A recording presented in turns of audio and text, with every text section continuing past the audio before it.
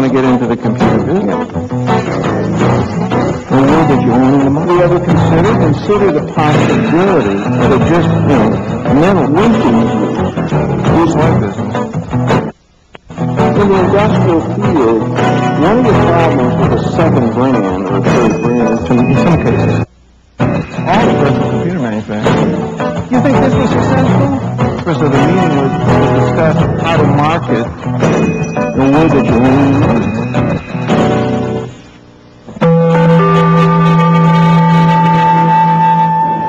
I'm Ries, and I'm a marketing consultant from New York. I'm here to talk about marketing. What is marketing? Fundamentally, marketing is building a brand inside the mind of the customer or prospect. How do you build a brand? Well, you do it with advertising and communications. But there's a big change taking place in how you advertise and communicate. You see, it used to be that you looked at your product or service, you looked for these features, benefits, and then you advertise those features or benefits. But the problem is, there's just too much advertising out there. And people would ignore what your message is. What is positioning? Positioning is a new way to look at the function of advertising. 24 years ago, Jack Trout and I wrote an article for Advertising Age magazine called The Positioning Era Cometh. Since then, positioning has become a buzzword in advertising and marketing circles around the world. What is positioning? Actually, it's a very simple idea. It's based on this principle, that most advertising is conceived to be communications. People look at themselves, they look at their products, they figure out what they want to say, and then they communicate those ideas with customers or prospects. That's the communication formula that used to be used by most advertisers. We said, look, the problem with that formula is that we live in an over-communicated society. There are just too many messages out there. If you don't tune your message to the mind of the customer or prospect, you're not going to get into the mind. See, positioning as a concept starts with the mind of the customer or prospect. You look for holes in that mind, and then you run advertising and marketing programs designed to fill a hole in the mind. That is the fundamental concept of positioning, and we think that it can be a very powerful tool to help you make more effective advertising and marketing programs. The concept of positioning is 24 years old. In those years, we've developed our ideas into some basic laws of marketing. So I thought you might be interested in what the laws of marketing are. It's better to be first than it is to be better. Now that might sound strange, but let me demonstrate the power of being first. Let me ask you a question. What's the name of the first person to fly solo across the North Atlantic? Not a trick question.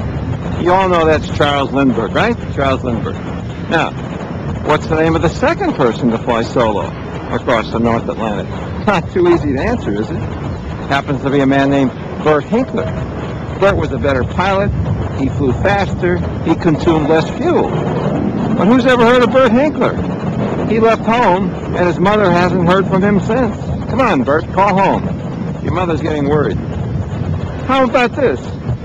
What's the name of the first sea captain to make a voyage to America? Of course, that's Christopher Columbus. Everybody knows that. What's the name of the second? Who knows? Lost in history. The same thing is true of products.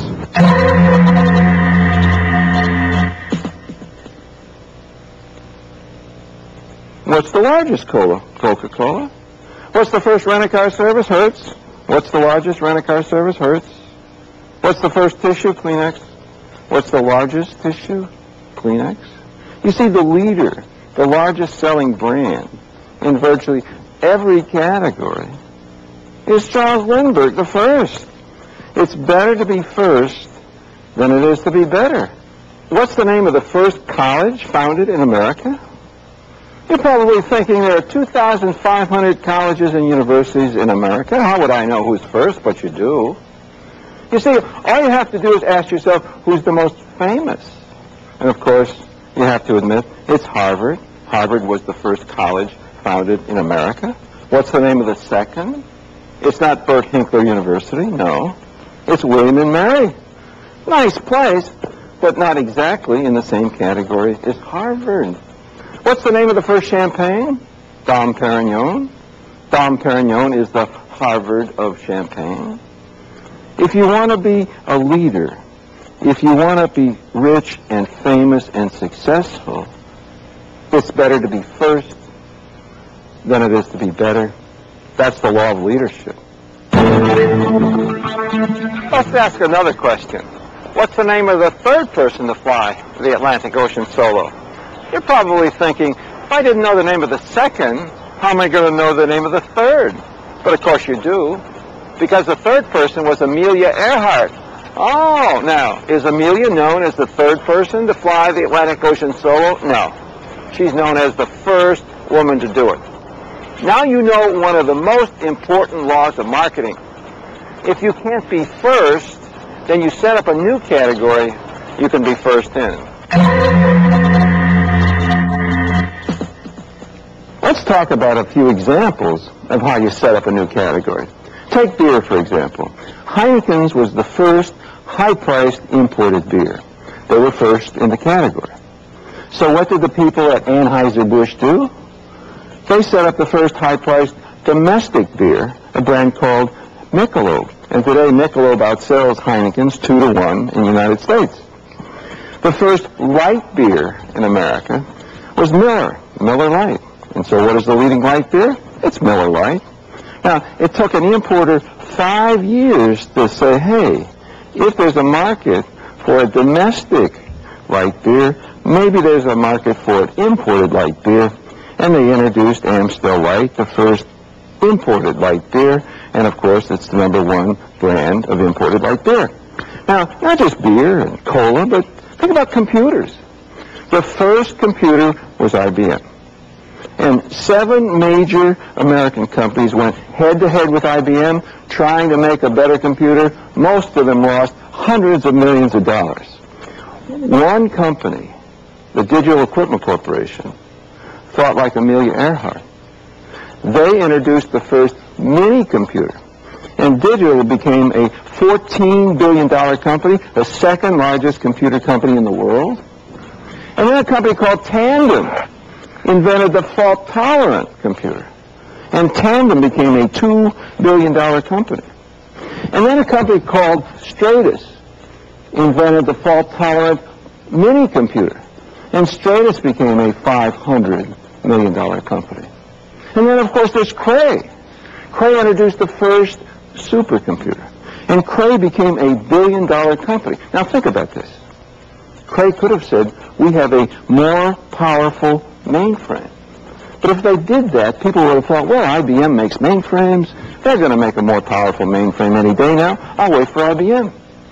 It's very important to set up the category supercomputer. And then a company called Convex introduced the mini supercomputer. Hey, this is a company that was bought last year by Hewlett-Packard for $150 million. The principles or laws of marketing are very, very simple. Not always easy to execute in practice, but they're very simple. Now, when you set up a category, it doesn't have to be complicated. I mean, take Budget.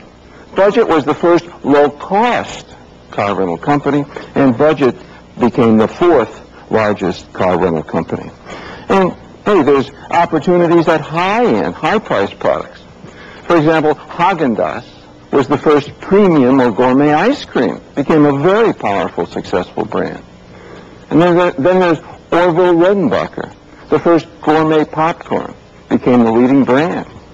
And of course, Grey Poupon, the first gourmet mustard, has 50% of the Dijon mustard business. And then there's Mentadent, the first baking soda peroxide toothpaste, became the 3rd largest selling brand. And a product called soft soap, which was the first liquid hand soap, became the leading brand in the category. And then there was a soft drink called Snapple. Snapple was the first natural beverage. What's a natural beverage?